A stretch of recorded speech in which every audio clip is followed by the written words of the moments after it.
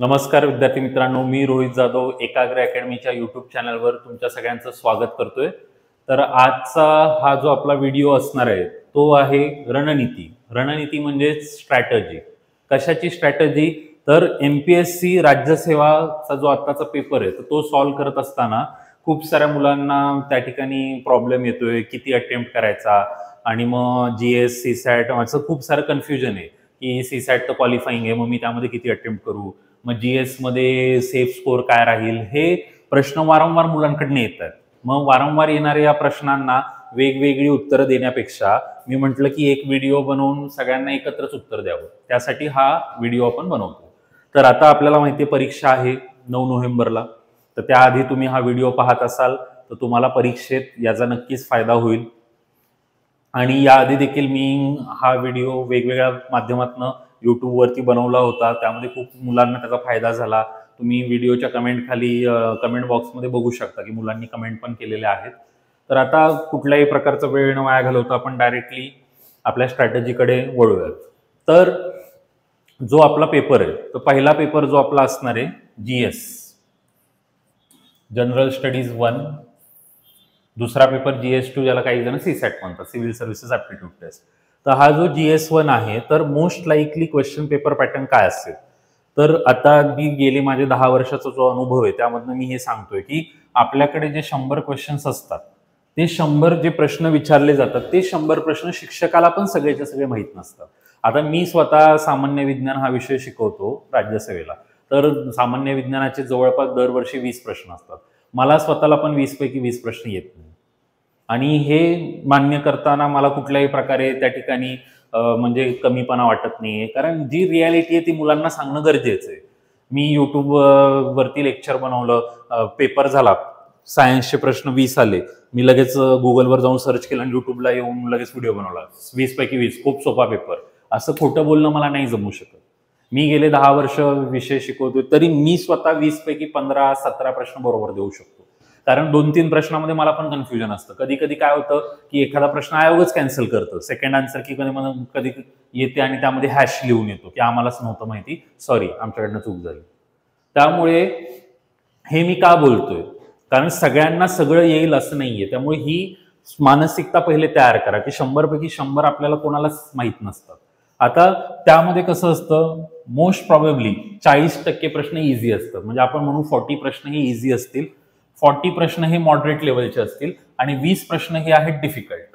आता हे डिफिकल्ट म्हणजे याला मी म्हणतोय out of the box, out of the syllabus, की ज्याचा काही संबंध नाहीये किंवा त्याच्यामध्ये काय लॉजिक लागत नाहीये, आपण कधीच वाचलं नाही, काय माहित नाहीये। आता आपल्याकडे history, geography, polity, economics, general science, current affair, environment हे सगळे सब्जेक्ट आहेत। तर प्रत्येक सब्जेक्टमध्ये असे 2-2, 3-3 प्रश्न असतील की ज्याबद्दल आपल्याला काही माहित नसेल किंवा आपल्याला सांगता येत नसेल। तर अशा प्रश्नांवरती माझं म्हणणे की तुम्ही फोकस न करता या गोष्टीवरती लक्ष द्या, या गोष्टीकडे लक्ष द्या की इझी क्वेश्चन। आता इझी क्वेश्चन म्हणजे काय की बेसिक नॉलेजवरती आधारित किंवा स्टेट बोर्ड्स वगैरे मध्ये त्याचं कुठे ना कुठे रेफरन्स आहे, म्हणजे इन जनरल एखादा ग्रॅज्युएट झालेला मुलगा त्याला हे माहिती असतील असे बेसिक क्वेश्चन, ज्यांनी स्पर्धा परीक्षेचा जास्त काही अभ्यास नाही केला तरी बेसिक म्हणजे चांगला स्टुडंट तो असेल तर त्याला हे माहिती असेल। तर इथे आपल्याला 30+ जाण्याचं ट्राय करायचं, 35+ जाऊ शकता एखादा खूपच हुशार असेल, पण 30+ म्हणजे 32 मिळाले, 34 मिळाले।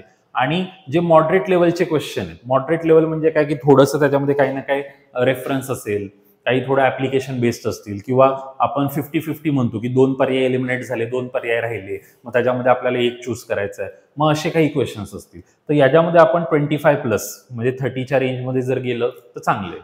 मग असं करून आपण नियर अबाउट 60-65 क्वेश्चनला जर पोहोचलो तर इथे मी 30 अधिक 25 म्हणजे मिनिमम 55 म्हटले, आणि त्याच्यावरती जर तुम्ही 60-65च्या रेंजमध्ये गेला तर या रेंजमध्ये तुमची कट ऑफ क्लिअर होते। आतापर्यंत मी माझ्या 10 वर्षाच्या अनुभवामध्ये असा कुठला विद्यार्थी बघितलेला नाहीये की ज्याला 80 राईट आले, 100 पैकी 90 राईट आले, सर माझे 98 राईट आहेत, असं मी अजूनपर्यंत बघितलेलं नाही। असे मुलं बघितलेत, मी 100च्या 100 अटेम्प्ट करून आलो, मग करून आल्यावर पुढे काय झालं, निगेटिव्ह मार्किंगमध्ये खूप स्कोर कमी झाला, सिलेक्शन झालेलं तर माझ्या बघण्यात तर उदाहरण नाहीये, तुमच्या बघण्यात जो कोणी असेल असं उदाहरण एखादं वेगळं तर तुम्ही सांगू शकता, पण माझा जे अनुभव मला सांगतोय की या रेंजमध्ये आपले अटेम्प्ट असला म्हणजे अटेम्प्ट नाही म्हणणार मी, या रेंजमध्ये आपले राईट आले तर आपण सिलेक्ट होतो. मग अटेम्प्ट आपला किती असला पाहिजे, तर अटेम्प्ट हा पेपरनुसार बदलत जातो, पण मला असं वाटतं की ॲव्हरेज 75 प्लस तरी तुम्हाला क्वेश्चन करणं गरजेचं आहे, कारण आपली ॲक्युरसी बघता 75 प्लस क्वेश्चन करा, 80 आणि मी मॅक्सिमम 85 पर्यंत अटेम्प्ट करायला सांगू शकतो मुलाला. मी 100च्या 100 अटेम्प्ट करा वगैरे असं नाही सांगणार. डर के आगे जीत है, मग आपण सगळ्याला बी मारून येऊ, मग त्या बी मधले 50 बी बरोबर आले, मग माझं बरोबर आलं. हे असे ज्या स्टोरीज युट्यूबवर पसरतात व्ह्यूज वाढवण्यासाठी, तर तसल्या खोट्या स्टोऱ्या मला सांगता येणार नाही. मी रिअलिस्टिक जे आहे, जे खरं आहे ते सांगण्याचा या ठिकाणी प्रयत्न करेन. तर माझं म्हणणं आहे की पेपर आता कसं असतं, अटेम्प्ट कशावर डिपेंड करतो. पेपर सोपा आला, पेपर सोपा आल्यावर मुलं जास्त अटेम्प्ट करतात. पेपर अवघड आला, अटेम्प्ट थोडा कमी होईल. पण 60-70च्या खाली जर तुम्ही अटेम्प्ट करत असाल तर मोस्ट ऑफ द आपलं कसं आहे, निगेटिव्ह मार्किंग वगैरे जाऊन मार्किंग खूप कमी होईल. 70-80 स्कोर येईल आणि त्याच्यावरती प्री क्वालिफाय होणं शक्य नाही आजच्या घडीला. बदलता जो पॅटर्न आहे त्याच्यानुसार जर तुम्ही कट ऑफ बघताय तर कट ऑफ ही आपली 120-130च्या रेंजमध्ये किंवा 110 म्हणजे 100 प्लस तर फिक्सच आहे. पण 150 प्लस गेली असं नाही होणार. 130, 100 ते 130चा तो जो लाईन आहे त्याच्यामध्ये ती पडणार, म्हणजे 55 ते 65. तर मग 55 ते 65 राईट येण्यासाठी अटेम्प्ट आपला 75 प्लस पाहिजे. पण मी म्हणेल मॅक्सिमम 85, त्याच्यापेक्षा जास्त माझी अपेक्षा नाहीये. कारण 20 प्रश्न डिफिकल्ट आहे, जबरदस्ती नाही येते तरी मग अक्कड बक्कड बंबे बो करून कुठलं पण मार्क करायचं असं नको. किंवा माझा बर्थ डेट काय, माझी बर्थ डेट 12 म्हणजे 1 अधिक 2 3, मग 3 म्हणजे सी आन्सर आहे, मग सीला उत्तर देऊ, 3 नंबर, असलं करून काही नाही होऊ शकत त्या ठिकाणी. तर सगळ्यात पहिल्या प्रश्नाचं उत्तर मिळालं, अटेम्प्ट किती करावा. तर माझं म्हणणं आहे की पेपर पॅटर्न अशा पद्धतीचा असतो, त्यामुळे अटेम्प्ट हा मिनिमम 70-75, मॅक्सिमम 85 पर्यंत. आणि तुमचं एक्युरेसी वगैरे बघता तुम्हाला 55 ते 65 क्वेश्चन राईट आणायचे, जेणेकरून तुम्ही प्री क्वालिफाय होऊ शकता. चला आता पुढे. तर टाइम मॅनेजमेंट इथे खूप मुलांचा इश्यू असतो, टाइम मॅनेजमेंट. तर टाइम मॅनेजमेंटच्या बाबतीमध्ये ना, हे मी बघितलेलं आहे. म्हणजे खूप सारे शिक्षक ही स्टोरी घेऊन येतात. आपल्याला किती प्रश्न सॉल्व्ह करायचे, 100. किती वेळ आहे, 120 मिनिट. 120 मिनिट म्हणजे किती सेकंड, 120 मिनिटला 60 सेकंडनी मल्टिप्लाय केलं तर आलं 7200 सेकंड. मग 100 क्वेश्चनला 7200 सेकंड. तर एक क्वेश्चनला किती, 2 शून्य गेले. मग एक क्वेश्चन सॉल्व्ह करायला तुम्हाला किती वेळ आहे, 72 सेकंद. तर हे गणित करण्यासाठी, दाखवण्यासाठी ठीक आहे, पण हे जे आहे एक क्वेश्चन 72 सेकंडमध्ये सॉल्व्ह करा, तर हे सगळं रिअलिस्टिक अप्रोच नाही आहे. रिअल एक्झाममध्ये हे नाही लागू. कारण एखादा प्रश्न 1 वर्ड आन्सर असतो, एखादा 1 लाईनर असतो, एखाद्यामध्ये विधानात्मक प्रश्न असतात. तर प्रत्येक प्रश्नाला आपण समान न्याय नाही देऊ शकत की पहिला प्रश्न 72 सेकंडमध्ये सॉल्व्ह करा, दुसरा 72, तिसरा 72, असं नाही. छोटे प्रश्न तुमचे कधी कधी 1 मिनिटात सॉल्व्ह होतील, काही 40 सेकंदात सॉल्व्ह होतील, काहींना 1.5 मिनिट लागेल, काहींना 2 मिनिट लागेल. आणि इथे एक महत्वाची गोष्ट, अरे 100 क्वेश्चनला 7200 सेकंद, पण मी 100 क्वेश्चन करणारच नाही ना, मी तर 80 सॉल्व्ह करतोय.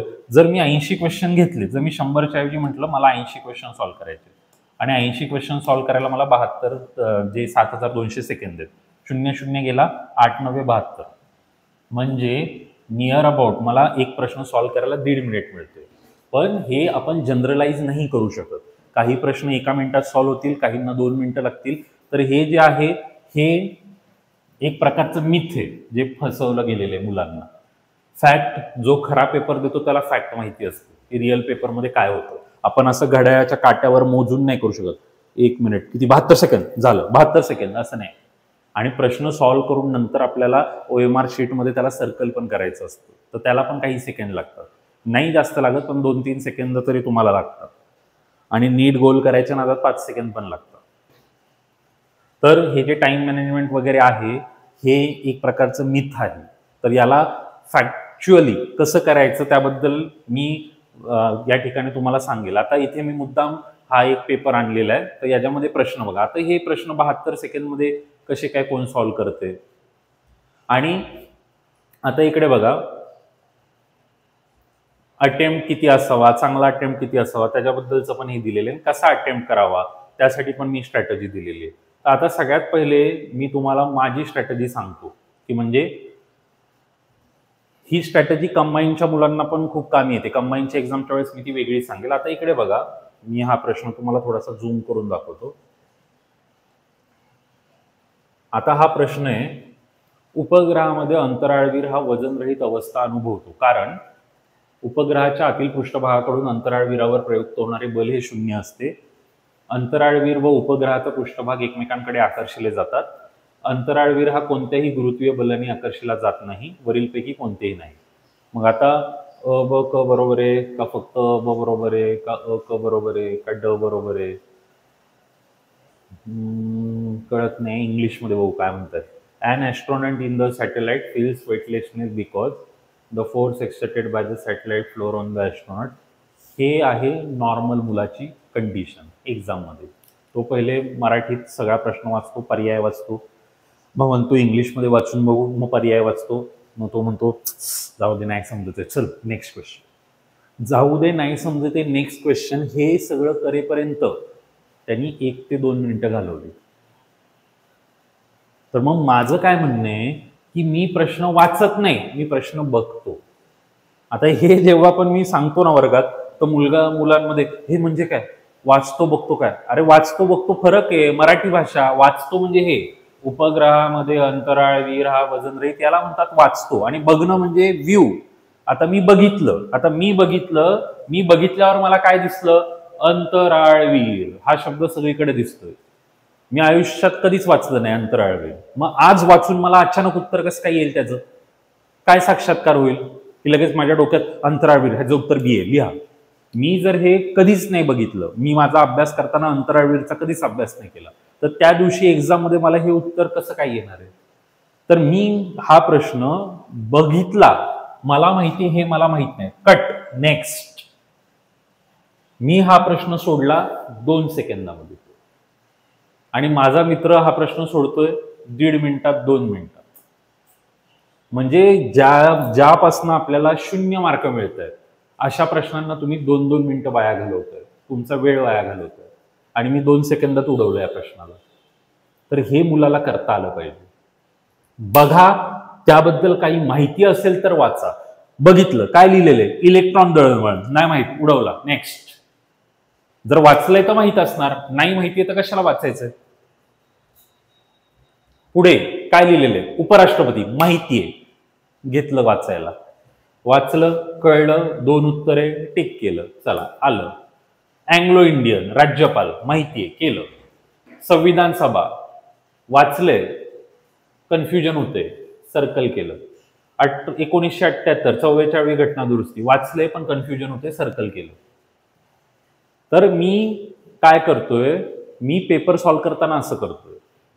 मग त्याने मला काय फायदा होतोय ते मी सांगतो. आता इकडे जरा थोडंसं गणित करून दाखवतो तुम्हाला मी काय आहे हे मिथ आणि फॅक्ट मध्ये. आता मी तुम्हाला म्हटलं की 20-22 प्रश्न आपण सोडतोय, तर आता माझा मित्र 20 प्रश्न सोडतोय. आता एक प्रश्न सोडायला तो 2 मिनिटं घालवतोय, विचारा. तर 40 मिनिटं त्यांनी वेस्ट केली कशामध्ये? प्रश्न सोडण्यात. आता मी पण 20 क्वेश्चन सोडतोय, पण मी एक क्वेश्चन सोडायला 2 सेकंद घेतोय, तर मला 40 सेकंद, चला 3 सेकंद घेतोय, तर 20 त्रिक 60 सेकंद, म्हणजे मला प्रश्न सोडायला लागला 1 मिनिट. एका मिनिटामध्ये मी 20 प्रश्न सोडले आणि त्या बिचाऱ्यांनी 40 मिनिटं घेतली. जर आता त्यांनी 40 मिनिटं प्रश्न सोडायलाच घालवले, तर त्याला पेपर सॉल्व्ह करायला त्याच्या हातात किती मिनिटं आहेत? 80 मिनिटं आहेत पेपर सॉल्व्ह करायला. आणि मला पेपर सॉल्व्ह करायला किती मिनिटं आहेत? 119 मिनिट. तर माझ्याकडे जर पेपर सॉल्व्ह करायला जास्त वेळ आहे, तर याचा अर्थ मी एखाद्या प्रश्नाला चांगल्या प्रकारे वाचू शकतो, परत वाचू शकतो जर समजलं नाही तर. घाई गडबडीत मला उत्तर द्यावं लागणार नाही. का हे झालं शक्य? कारण जे मला काही माहीत नव्हतं त्याच्यामध्ये मी वेळ नाही घालवला, जे माहिती आहे त्याच्यावरती वेळ घालवला. तर ह्या छोट्या छोट्या गोष्टी आहेत ज्या आपल्या आणि आपल्या रिझल्टमध्ये अडथळा म्हणून उभ्या आहेत, पण हे आपल्याला समजत नाहीये. हे आपल्याला सांगणारं कोण नाहीये, आणि सांगणारं जर कोणी आहे तर त्याचं ऐकणार नाहीये आपण. कारण मग एक प्रश्न येतो, सर तुम्ही पास झाले का? हा प्रश्न कॉन्स्टंट असतो कमेंटमध्ये, तुम्ही झाले का पास? आम्ही पास नाही झालो का? कारण आम्हाला सगळे विषय नाही येत. मी सायन्सचा शिक्षक आहे, मला सायन्स येतं. मी मॅथ्सचा शिक्षक आहे, मला मॅथ्स येतं. मी रिझनिंगचा शिक्षक आहे, मला रिझनिंग येतं. मी शिक्षक आहे 3 विषयांचा. मी इथिक्सचा शिक्षक आहे, मला इथिक्स येतं. मग मला ते 4 विषय येतात. आता मी गेलो प्रिलियमला. मी प्रिलियमच्या पेपरला गेलो. सायन्समधले 20 पैकी 15-16 प्रश्न मला आले. इतिहास कधीच नाही वाचलं, नाही येत. भूगोल कधीच नाही वाचलं, नाही येत. मग कसं काय मी उपजिल्हाधिकारी बनेल? सिंपल गोष्ट आहे. माझं काम आहे सायन्स मुलांना शिकवणं. ते मला जमतं, ते मी करणार. मग राज्यसेवा पास होणं आणि सायन्स शिकवण्याचा काय संबंध आहे? मला काम काय दिलंय? सायन्स मुलांना चांगल्या प्रकारे शिकवा, ते मी करणार. तर हे कमेंटमध्ये, आता हे व्हिडिओ आपण याच्या पण आधी कितीतरी वेळा बनवलेला आहे. कमेंटमध्ये हेच मुलांचं असतं, मग तुम्ही पास झाले का, असं झालं का, तसं झालं का. अरे मित्रांनो, हे आम्ही आमच्या विद्यार्थ्यांना सांगितलं आणि त्यामुळे त्यांचे रिझल्ट्स आले. ते कमेंटमध्ये तुम्ही जशी निगेटिव्ह कमेंट करताना तसे पॉझिटिव्ह कमेंटवाले पण आहेत मुलं, जे कमेंटमध्ये लिहितात, सर तुमचा व्हिडिओ बघितला त्याने फायदा झाला, प्री पास झालो, मेन्स पण सिलेक्ट झालो, असं झालो तसं झालो. काही जण असं पण काही विद्यार्थी आहेत ज्यांच्याकडे आमचा कॉन्टॅक्ट नसतो, ते कॉन्टॅक्ट शोधून फोन करतात आभार व्यक्त करण्यासाठी. त्यावेळेस आम्हाला बरं वाटतं की आम्ही जे काम करतोय त्याने कोणाचं तरी भलं होतं.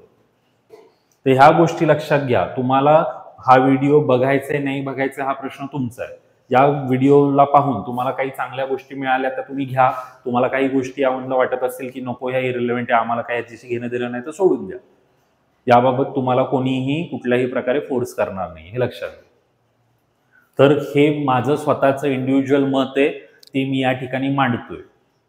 तुम्हाला ते पटत असेल तुम्ही एक्सेप्ट करा, त्याचा वापर करा आणि रिझल्ट मिळवा. नसेल पटत तुम्ही सोडून देऊ शकता. माझे अप्रोच हे माझे स्वतःचे आहेत.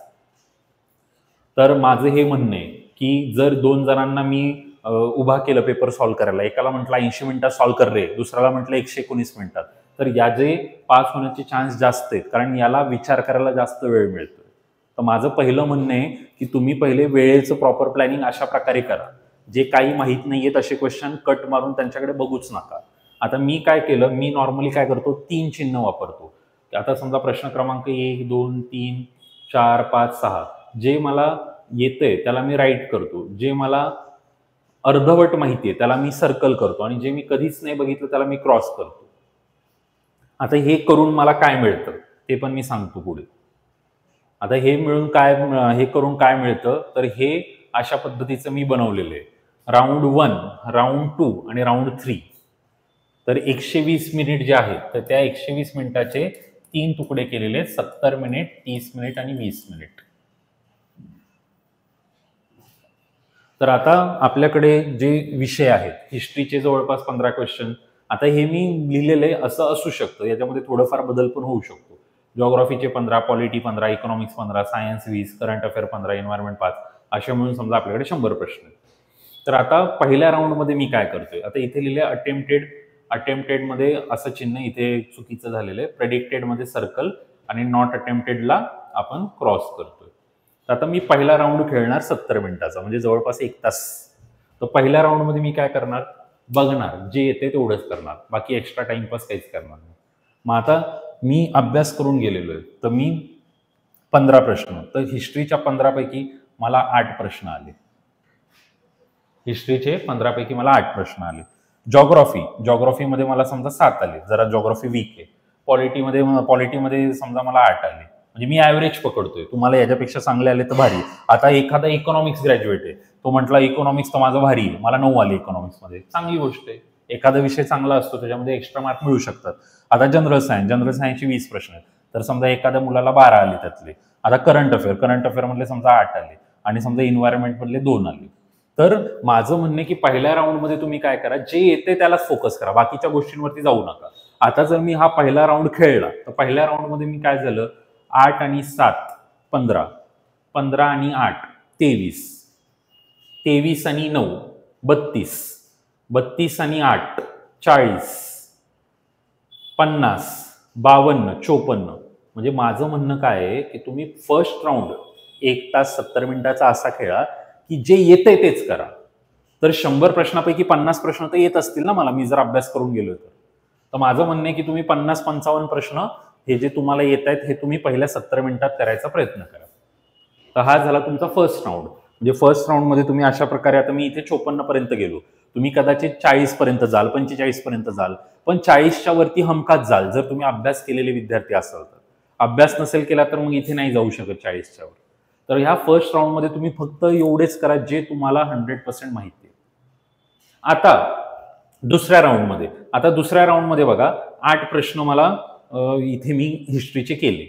आता समजा 4 प्रश्नांमध्ये मी 50-50 आणि 12 झाले आणि 3 प्रश्न मी माझ्या आयुष्यात पहिल्यांदा बघितले त्या दिवशी पेपरमध्ये. आता जॉग्राफीमध्ये समजा मला 5च्या बाबतीत मी 50-50 आणि 3 प्रश्न मला पहिल्यांदा दिसत आहेत.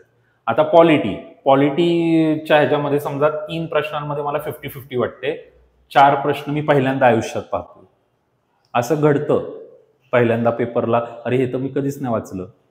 त्यानंतर आता इकॉनॉमिक्समध्ये समजा आपण असं म्हणू की 3 प्रश्न तुम्हाला 50-50 वाटतात आणि 3 प्रश्न तुम्ही पहिल्यांदा पाहताय. आता सायन्समध्ये कसे, सायन्समध्ये समजा तुम्हाला 3 प्रश्न 50-50 वाटतात आणि 5 प्रश्न वेगळे वाटतात की अरे हे काहीतरी वेगळं आहे. त्यानंतर करंटमध्ये आपण असं म्हणू की समजा तुम्हाला 5 प्रश्नामध्ये 50-50 वाटते आणि 2 प्रश्न तुम्हाला वाटतात की काहीतरी नवीन आहेत. त्यानंतर इन्व्हायरमेंटमध्ये आपण असं म्हणू की 2 प्रश्नात तुम्हाला 50-50 वाटते आणि 1 प्रश्न समजा तुमच्यासाठी नवीन आहे.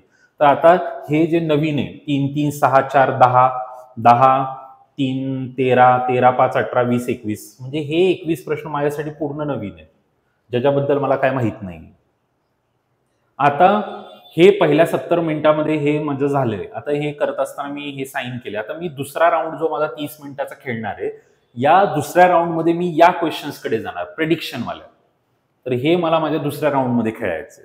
आता एक मी गोष्ट ऑब्झर्व केली, काय होतं की परीक्षेत आपल्याला ना एखाद्या प्रश्नाचं उत्तर आठवत नसतं आणि जेव्हा आपण परीक्षा देऊन बाहेर येतो, बाहेर आल्यावरती आपण आपल्या मित्राबरोबर चर्चा करत असतो, अरे यार ह्याचं उत्तर असं होतं, तर तेव्हा आपल्याला आठवतं अरे यार ह्याचं उत्तर बी होतं, मला त्यावेळेस आठवलं नाही. मग हे असं का होतं?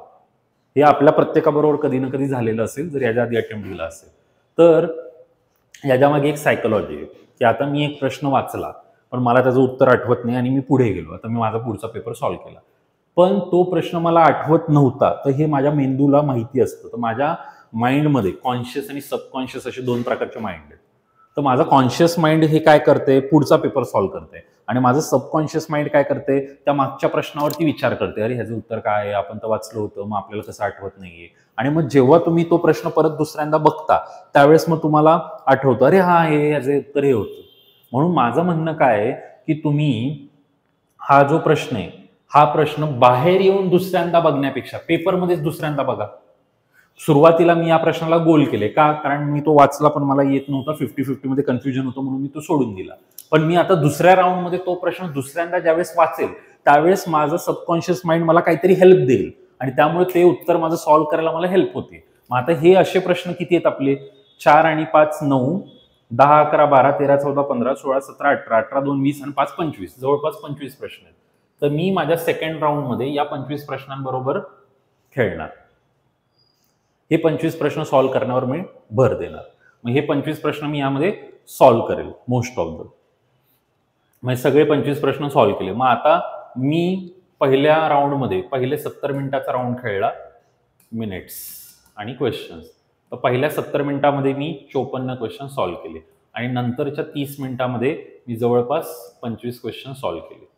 म्हणजे 100 मिनिटामध्ये माझे जवळपास 79 प्रश्न झालेले आहेत आणि तरी पण माझ्याकडे अजून 20 मिनिटं शिल्लक आहेत. तर आता तुम्हाला तुमच्याकडे कदाचित 20 मिनिटं नाही राहणार तर 10-15 मिनिटं तरी राहतील, सर्कल वगैरे करायचा टाइम वगैरे सगळं मिक्स करून. मग आता ह्या शेवटच्या 10-15 मिनिटात काय करायचं, एकदा सगळा पेपर नीट थरोली बघून घ्यायचा. आणि आता हे काहीच माहीत नसलेले प्रश्न आहेत. आता काहीच माहीत नसलेल्या प्रश्नामध्ये 21 प्रश्न आहेत. आता याच्यामध्ये समजा 4-5 प्रश्न तुम्हाला वाटलं की आपण बघूया ट्राय करून किंवा लॉजिक लावून काय लागतंय का, मग शेवटच्या 10-15 मिनिटात हे 4-5 प्रश्न सॉल्व्ह करा. आणि मग असं करून म्हणजे शेवटच्या 20 मिनिटांमध्ये पूर्ण पेपर चेक करून मी अजून समजा 6 प्रश्न सॉल्व्ह केले. तर असं करून जवळपास माझा 85चा अटेम्प्ट झाला. मग आता ह्या 85चा अटेम्प्ट केल्यावरती पुढे स्टोरी काय झाली. आता मी समजा 85चा अटेम्प्ट केला. आता या 85च्या अटेम्प्टमध्ये मी काय केलं, येणारे प्रश्न म्हणजे ए आपण घेऊ त्याला, येणारे प्रश्न प्रेडिक्टेड वाल्याला बी म्हणू आणि सी म्हणजे जे काहीच माहित नव्हतं. तर येणारे माझे किती होते 54, जे प्रेडिक्टवाले किती होते 25, आणि ज्याच्याबद्दल काहीच माहित नव्हतं असे 6 प्रश्न होते. आता येणारे 54 आहेत. आता येणारे जो 54 आहेत, तर याच्यामध्ये माझे राईट आणि रॉंग, तर याच्यामध्ये राईट जास्त येतील कारण हे येणारे प्रश्न आहेत. तर म्हणजे समजा याच्यामध्ये राईट तुमचे आपण असं पकडू की त्या मुलाला 46 राईट आले, म्हणजे त्याचे रॉंग किती होतील? 8. 8-10 तर रॉंग होतील. एवढा पण भारी नाही की डायरेक्ट 54 पैकी 52 राईट आले, असं नाही होणार. आता हे प्रेडिक्टेडवाले 25 आहेत. आता याच्यामध्ये पण त्याचं राईट रॉंग होईल. मग आता या ज्या राईट रॉंग मध्ये समजा आपण असं जर ऍझ्युम केलं की त्याचे समजा आपण असं पकडू की 17 प्रश्न आले, त्याचे 17 प्रश्न राईट आले, म्हणजे चुकले किती त्याचे? 8. आपण इथे 8 चुकवले आणि इथे 17 राईट केले. आता हे 6 आहेत. आता 6 मध्ये आपण असं पकडू राईट 2च आले आणि रॉंग 4 आले, कारण हे तर माहीत नसलेले होते, मग त्याच्यामध्ये रॉंग जास्त येतील. मग आता हे मी कॅल्क्युलेट केलं राईटवालं, तर राईटवालं मी जर कॅल्क्युलेट केलं 46 आणि 10 56, 56 आणि 7 63 आणि 2 65, म्हणजे माझे राईट किती आले? टोटल 65. आणि रॉंग किती आले माझे? 8, 8 आणि 4, म्हणजे 20. मग 20 रॉंग आले. मग 20 रॉंग आले तर आपल्याला माहिती आहे 1/4च्या हिशोबाने जर आपण बघितलं तर यातनं माझे किती वजा होतील? 5. मग माझे राईट किती येतील? 60. म्हणजे मी जवळपास 120च्या स्कोरला पोहोचलो. 1/4 निगेटिव्ह मार्किंग आता लागू केलेली आहे सगळ्यांनी, आपल्याला माहिती आहे. तर मग 20 प्रश्न जर माझे त्या ठिकाणी चुकतायत, रॉंग होत आहेत, तर 20 प्रश्न रॉंग होत आहेत, तर आपण 4ने त्याला भागलं म्हणजे माझे किती प्रश्नांचे मार्क वजा होतील? 5 प्रश्नांचे मार्क त्या ठिकाणी वजा होतील. मग 5चे मार्क आपले त्यातनं वजा झाले, म्हणजे आपले 60 राईट आले, म्हणजे आपण 120च्या रेंजला पोहोचलो. मग आता याच्यामध्ये जर तुम्ही निगेटिव्ह मार्किंग अजून थोडी कमी केली की तुम्ही त्या रेंजला पोहोचता. आपल्याला 110 ते 130च्या रेंजमध्ये पोहोचायचे काही करून. तर हे अशा पद्धतीने मी ह्याला डिवाइड केले 70, 30, 20 आणि त्यानुसार तुम्ही अप्रोच करू शकता. हे माझं पद्धत आहे. तुम्ही डायरेक्ट 9 तारखेच्या एक्झामला ही फॉलो करण्याआधी पहिले 1-2 मॉक पेपर या पद्धतीने देऊन बघा. तुम्हाला नक्की तुमच्या स्कोअरमध्ये इम्प्रूव्हमेंट जाणवेल. आणि कसं असतं, आता इथे मी काही एक्झाम्पल दिलेले, आता हे वेगवेगळ्या मुलांचे मी एक्झाम्पल दिलेले आहेत. आता समजा काही विद्यार्थी असे असतात की जे अटेम्प्टच खूप कमी करतात, तर ते आधीच रिझल्ट यायच्या आधी फेलच्या कॅटेगरीत आहेत. कारण तुम्ही 50 अटेम्प्ट करून बाहेर आला, तर 50 अटेम्प्ट बाहेर आलात तर हे केअरफुल अप्रोच एवढा ठेवतात, तर त्यांचे राईट येतात चांगले, निगेटिव्ह कमी होतात, पण मग तुमचा स्कोर एवढा 80-90च्या रेंजमध्ये असेल तर तुम्ही नाही पास होऊ शकत. आणि काही जण काय असतात, जास्त अटेम्प्ट करणारे, काही जण मीडियम अटेम्प्ट करणारे. आता इथे ह्या दोघांची कंपॅरिझन जर आपण केली, यांनी 72 अटेम्प्ट केले, यांनी 85 केला, तर इथे काय झालं की यांनी ओव्हर अटेम्प्टच्या नादामध्ये निगेटिव्ह मार्किंग जास्त घालवली. मग निगेटिव्ह मार्किंग जास्त घालवल्यामुळे बघा याचं काय झालेलं स्कोर, आणि यांनी कमी निगेटिव्ह आल्यामुळे याचा स्कोर बघा. म्हणजे यांनी सॉल्व्ह केले 72 पण मार्क याला जास्त आहेत, यांनी सॉल्व्ह केले 85 पण याला मार्क 80 आहेत. म्हणजे जास्त सॉल्व्ह केलं म्हणजे मी महान बनलो, मग मला सिलेक्ट करून मला पुष्पगुच्छ देतात ते की तू नंबर 1 आहे, असं नसतं याचं.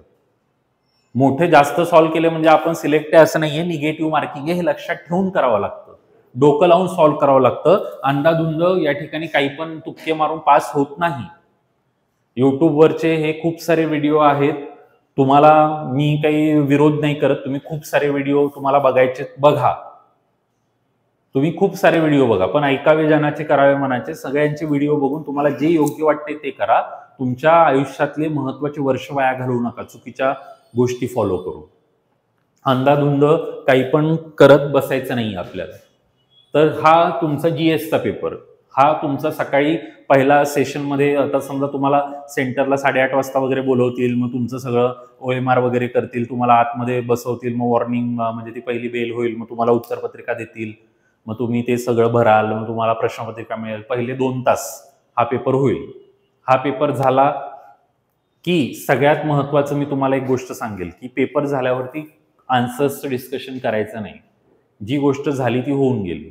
मग आन्सरचं डिस्कशन करत बसतात काही जण, मग अरे यार माझं सोपं चुकलं, मग ह्याचं हे होतं का, त्याचं ते होतं का, मग ते डिप्रेशनमध्ये जातात आणि दुसऱ्या पेपरवर त्याचा परिणाम होतो. आणि मग काही जण काय करतात, जाऊ दे पहिला खराब गेलाय दुसरा नको द्यायला, काही जण दुसरा खराब देतात आणि मग नंतर कळतं की पहिल्याची कट ऑफ खूप कमी लागली होती पण दुसराच क्लिअर नाही झाला. त्यामुळे कृपया असल्या कुठल्याच गोष्टीत पडू नका.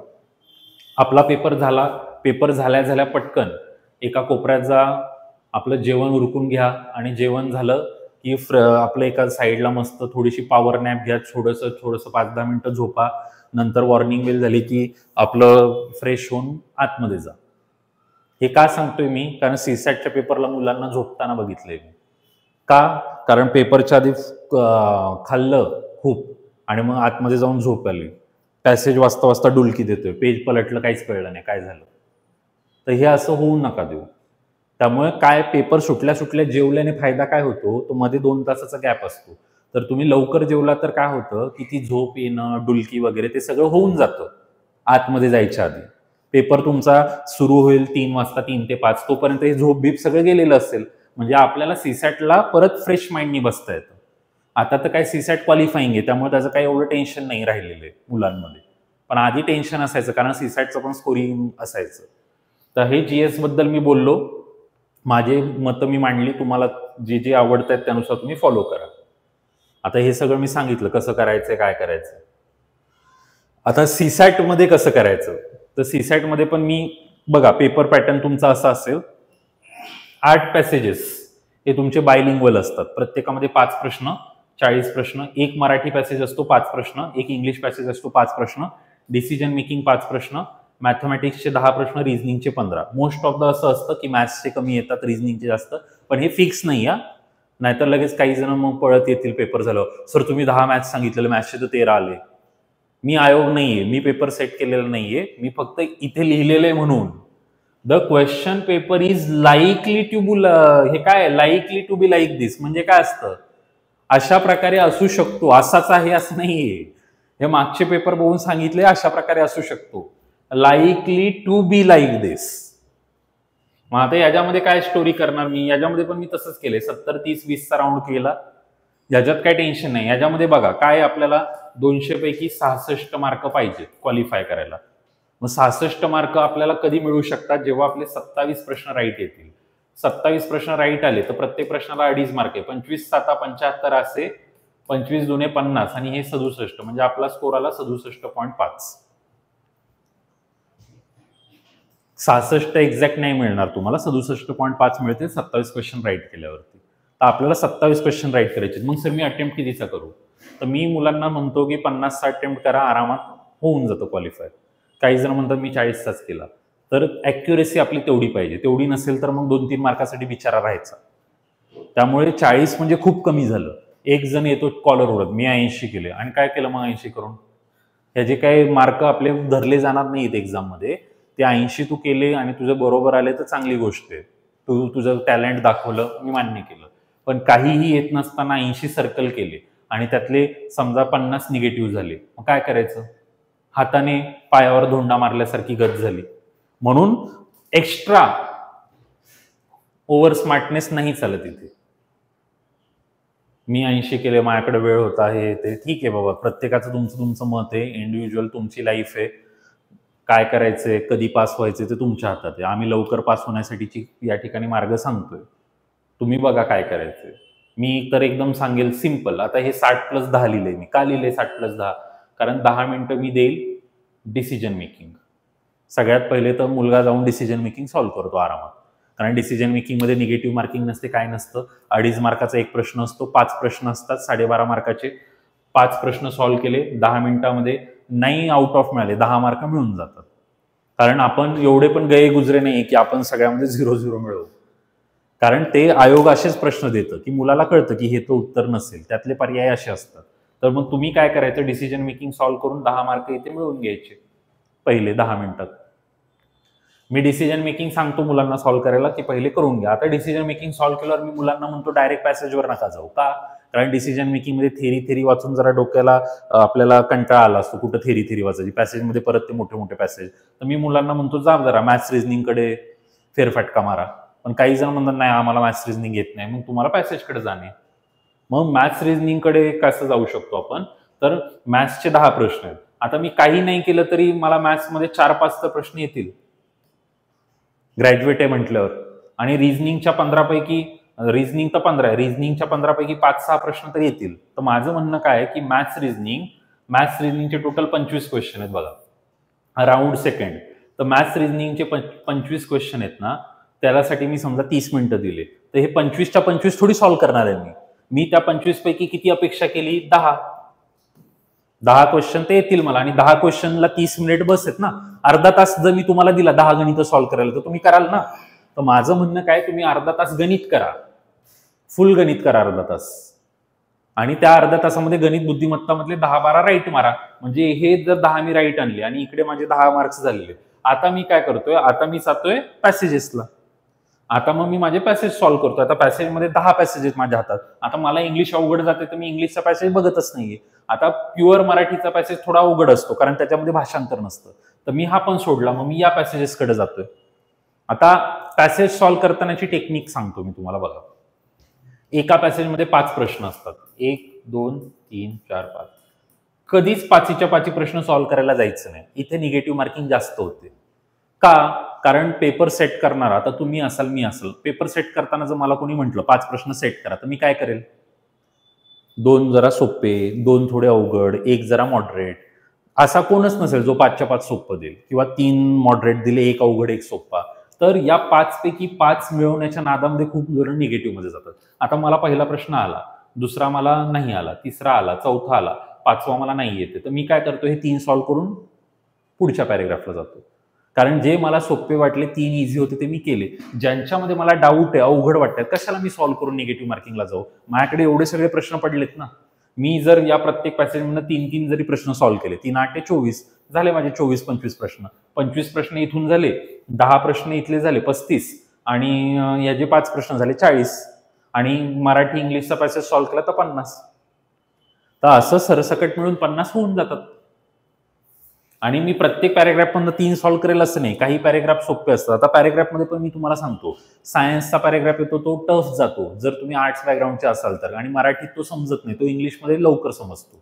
इन्व्हायरमेंटचे जवळपास 2 पॅसेज असतात, ते सगळ्यात सोपे असतात, ते सगळ्यात पहिले करून घ्यायचे, एकदम इझी असतात. याच्यामध्ये काही क्रम नाही, तुम्ही कशाही क्रमाने करू शकता. इतिहासचा पॅसेज जरा बऱ्यापैकी असतो, इकोशी रिलेटेड एक पॅसेज असतो, एक पॅसेज जो असतो हा थोडासा पॉलिटिकल बॅकग्राऊंडशी असतो, एक जो असतो तो मानसशास्त्राच्या रिलेटेड असतो, तो टेन्शनवाला पॅरेग्राफ असतो. त्याची उत्तरं पटकन कळत नाही, कारण तुम्हाला वेगळं वाटतं, लेखकाला वेगळं वाटत असतं त्याच्यामध्ये.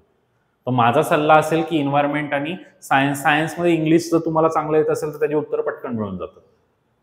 मागचा ट्रेंड बघता तर तुम्हाला हे कळेल, सायन्सचे 2-2 पॅसेज पण आलेले आहेत, इन्व्हायरमेंटचे 2-2 आलेले आहेत. तर सीसॅट मध्ये काय अशी एकदम काहीतरी रॉकेट सायन्स आहे आणि खूप मोठी स्ट्रॅटेजी वगैरे नाही लागणार, सिम्पल आहे. मी इथे शॉर्टकटमध्ये लिहितो, तुम्हाला पाहिजे तर. काय इथे लिहू शॉर्टकटमध्ये? डिसिजन मेकिंगचे 5 प्रश्न सॉल्व्ह करा. मॅथ्स रिझनिंगचे 10 क्वेश्चन करा. मॅथ्स रिझनिंग मध्ये काहीच येत नसेल तरी 10 क्वेश्चन तुमचे होऊन जातील. आणि पॅसेजेस, रीडिंग कॉम्प्रिहेन्शन मध्ये तुम्ही आता हे 10 आणि 5 15 झाले, 35 क्वेश्चन करा, झालं तुमचं 50 क्वेश्चन. आणि एखादा जर म्हणतोय माझं मॅथ्स रिझनिंग खूप कच्चं आहे, मग मॅथ्स रिझनिंग खूप कच्चं आहे तर पॅसेजमध्ये त्याला थोडंसं अजून एक्स्ट्रा करायला लागेल. मग पॅसेजमध्ये तो 35च्या ऐवजी 40 करेल. मॅथ्स रिझनिंग मध्ये 5 तर येतील ना 25 पैकी, एवढंच करायचंय, बाकी काही टेन्शन घ्यायचं नाही आपल्याला. आणि ही तुमची OMR शीट आहे. आता ही मी शेवटी ठेवलेली आहे. ही काय ठेवलेली आहे? कारण हा पण मुलांचा काही काहींचा प्रश्न आहे. मुलांचं एक वाक्य माझं आता पाठ झालेलं आहे, माझ्या गेल्या 10 वर्षात मी हे वाक्य खूप ऐकलंय. सर मी तर पास होणार होतो, पण काय झालं माझ्याकडनं चुकून ना 32च्या ऐवजी उत्तर 33ला लिहिलं गेलं आणि त्याच्यानंतरचे सगळे चुकले. म्हणजे हे असे डायलॉग माझे पाठ झालेले आहेत. प्रत्येक बॅचमध्ये कोणतरी हे डायलॉग सांगतो. मला सगळं येत होतं, मी पेपरवर बरोबर मार्क केलं, पण इथे भरताना चुकलं, एक चुकलं त्यानंतर सगळा क्रम चुकला, माझा रिझल्ट गेला या वर्षीचा, नाही तर मी फिक्स पास होतो. आता हे खरंय खोटं आहे ते त्यांना माहिती, आणि त्यांच्या देवाला माहिती की रिअल आहे का नाही. माझं सांगणं काय आहे की मग काही जण म्हणतात की मी पूर्ण पेपर सॉल्व्ह करतो आणि नंतर इकडे भरतो. मग तिथे प्रॉब्लेम काय होतो? हा प्रॉब्लेम आहे की एका वेळी तुम्ही भरायला जाता तेव्हा तुम्हाला कंटाळा येतो, आणि एखादा वरती खाली झाला की झालं. मग एक जण म्हणतो मी तर एक सॉल्व्ह करून भरतो. काय? एक सॉल्व्ह केला D, दुसरा सॉल्व्ह केला C. तर त्याच्यात काय होतं, इकडे करा, मग परत इकडे करा, इकडे करा, इकडे, तर त्यामध्ये पण थोडंसं टाइम वेस्ट होतो. तर सिम्पल काय आहे, 5-5 करा, 10-10 करा. आता त्यांनी हे 5-5 का दिलेत असे? OMR शीटमध्ये ते 5-5 10-10ची रो देतात का? म्हणजे तुमचं कन्फ्युजन नको व्हायला. आता मी काय केलं, पेपरवरचे 5 आता पॅरेग्राफ सॉल्व्ह केला. पॅरेग्राफमध्ये 5 प्रश्न होते. मी पहिला सॉल्व्ह केला, त्याचा आन्सरच समजा बी आहे. दुसरा सॉल्व्ह केला, त्याचा आन्सर सी आहे. मी तिसरा नाही सॉल्व्ह केला, चौथा सॉल्व्ह केला ए आणि पाचवा नाही सॉल्व्ह केला. झाला माझा एक पॅरेग्राफ. आता मी दुसऱ्या पॅरेग्राफकडे आलो, दुसरा पॅरेग्राफ सॉल्व्ह केला, त्याची उत्तरं भरली. तिसरा पॅरेग्राफ. असं करा ना, म्हणजे सगळे एकत्र पण नको आणि एक एक पण नको, मध्य मार्ग. 5-5, 10-10चा बंच सॉल्व्ह करा, तेवढे पुट डाऊन करा. 5-5, 10-10 सॉल्व्ह करा, तेवढे पुट डाऊन करा. जर समजा माझ्याकडनं एखादं चूक झाली तरी तेवढ्याच रोजची चूक होईल ती, मग सगळ्या पेपरची चूक नाही होणार ना ती. आणि मग कधी कधी मग वॉर्निंग बेल होते, मग घाई गडबडीत काय काय होतं, मग चुकीचं काय केलं जातं. कशाला एवढं डोकं टेन्शन घ्यायचं. आणि तुम्हाला तरी 2-2 तास दिलेत पेपरला, ते बिचारे कंबाईनवाले रडतायत. 60 मिनिटं 100 प्रश्न. त्यांचे पण स्ट्रॅटेजीचे व्हिडिओ टाकलेत मी, आपल्या युट्यूब चॅनलवर आहेत. त्यांची स्ट्रॅटेजी इथल्यापेक्षा थोडीशी वेगळी असते, कारण त्यांना टाइम लिमिट खूप कमी आहे राज्यसेवेपेक्षा. तर मी माझ्या परीने तुम्हाला खूप काही गोष्टी सांगायचा प्रयत्न केलाय. अजून काय छोट्या छोट्या गोष्टी सांगू, पेन कसला घेऊन जावा असं हे पण सांगायला लागतं काही काहींना. काही जण नवीन पेन विकत घेऊन जातात, नवीन पेन विकत घेऊन जातात, गोल करायला लागतात, ओएमआर शीट फाटते, डायरेक्ट रडत जातात, माझी ओएमआर शीट फाटली. अरे नवीन पेन कशाला घेऊन जाताय? जो पेन तुम्ही वापरताय, रुळलाय, तो पेन घेऊन जा, कारण त्यांनी सर्कल लगेच होतं. नवीन पेन घेऊन गेला की त्याची ती नीप असते, ती नवीन असते, तर त्यांनी पटापट सर्कल होत नाही. आणि पेपरला जातोय हे जरा डोक्यात ठेवून जा. एकदम तयारी करून लग्नाला चाललोय, मेकअप करून पळायला लागलेले. काही काही जणांचं म्हणजे बघून एवढं हसायला येतं, असे जातात.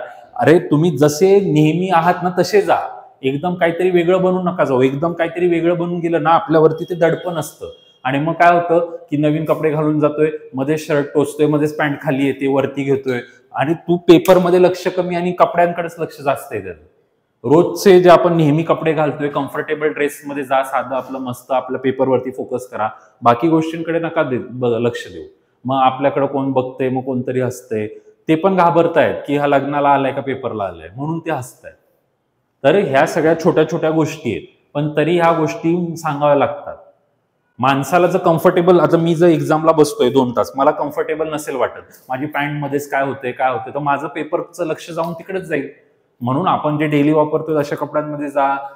पेनचं मी तुम्हाला सांगितलं, एकदम रिलॅक्स जा, हायड्रेट राहा, व्यवस्थित खा प्या, नाहीतर मध्येच पेपरच्या मध्ये चक्कर आली, पोटात दुखतंय, काहीतरी झालं, अचानकपणे पाणी डिहायड्रेशन झालं.